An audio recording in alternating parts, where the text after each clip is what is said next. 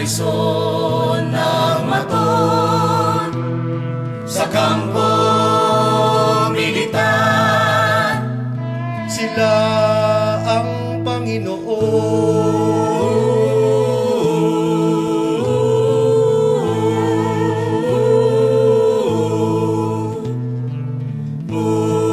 Dinukot matapos manmanan, ginapos at piniringan, nakapanliligalig na tanungan, ikinulong, isinakdal, nabulok sa piitan, kaso'y terorismo at iba pang paratang.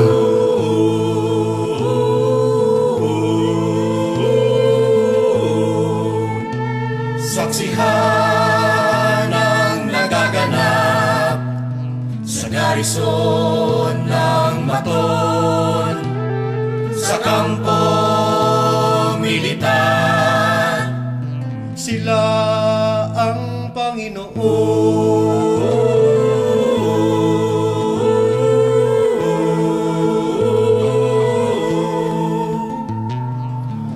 Pinaso, binugbog at hinubaran, kinuryente, ginahasa at tinutukan, water cure na walang katapusan, nakahihilong sampal at tadyak sa katawan.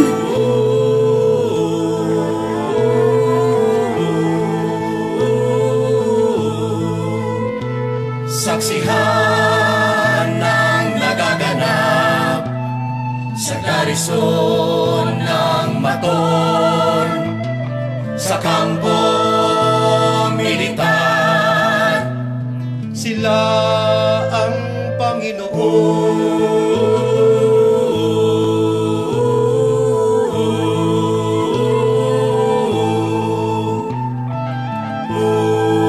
Nasa kamay ng Maton ng batas, lahat ng ebidensya ay kukupas. Walang didinig na hukuman, ikukubli ang katarungan.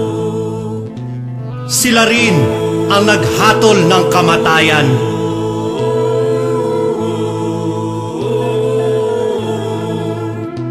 Saksihan ang nagaganap sa garison ng Maton, sa kampo militar. Sila ang Panginoon.